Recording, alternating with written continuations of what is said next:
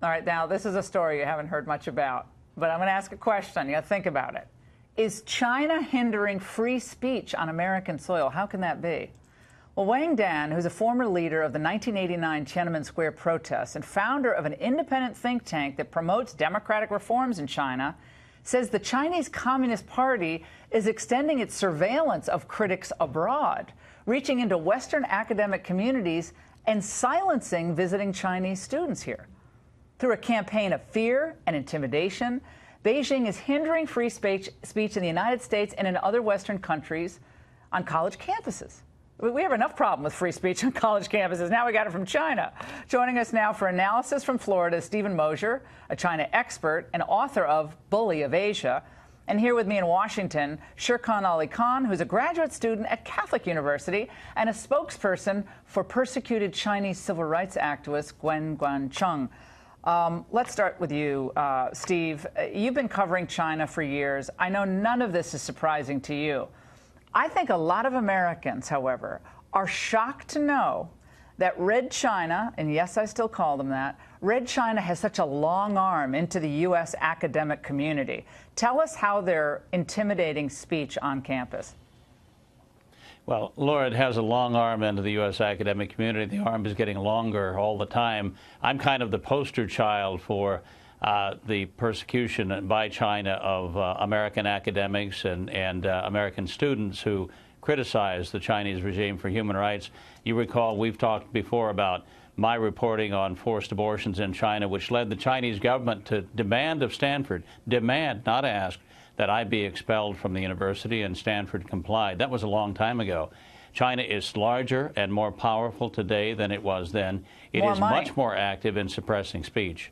Yeah, they have more money. They have a lot more money. And Shirkan, specifically, what's happening on the college campuses? So college students, most of them come from the white-collar class in China, and most of those people are employed by the Chinese state-owned enterprises. And those students feel pressure when they're here in the States to self-censor. They know that their social media is monitored, and that has a very strong chilling effect.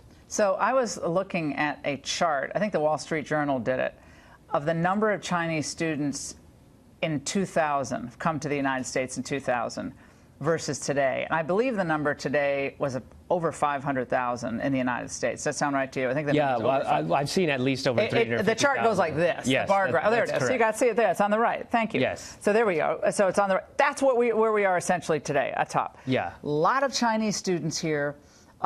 More surveillance through social media, more pressure on the upper class, especially Chinese, to abide by the communist dictates. Now, does this happen in pressure on their families at home? Does this happen in subsidies being removed, educational subsidies? And then how does it spill over into the other parts of campus? Yeah, well, it's a very sophisticated strategy where they monitor social media.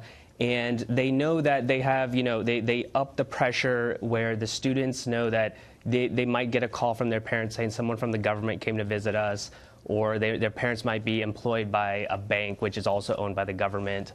Or if they really step out of line, the government would actually imprison their family. How do we allow this, though? I mean, this is, Stephen, I got to go back to you on this. This is shocking to most people, because we are a free country. We hear about Russia collusion, Russia's attempt to, supposed collusion with Trump, which is ridiculous, and the attempt to influence our election. I'm sure they probably did. But what about this? This is China's attempt through setting up all these Confucian institutes, Chinese studies at universities. Some of them are cool, I imagine. But boy, they have an enormous amount of power and money operating right now in the United States for a purpose. They have a purpose. What's behind that purpose? Well, behind that purpose is the idea of controlling all discussion, all debate about China. And they've set up hundreds and hundreds of Confucian institutes around the country. And they go to a college or university, offer them millions of dollars in return for room on campus, so the institutes are on campus. They're named, of course, after Confucius and not, say, Chairman Mao Zedong, who's one of the great mass murderers of human history, having murdered 65 million people. But there are certain things that are not allowed to be talked about at the Confucian Institute. You can't talk about the 3 Ts, they're called. You can't talk about Taiwan. You can't talk about Tibet. You can't talk about Tiananmen. You can't talk about Taiwan because Taiwan is free. Tibet wants to be free. They shut it down. They do the same thing in Hollywood. There's certain movies aren't going to be made. Google, Facebook, all shut out. We're going to do a lot more on this. Thank you both for joining us.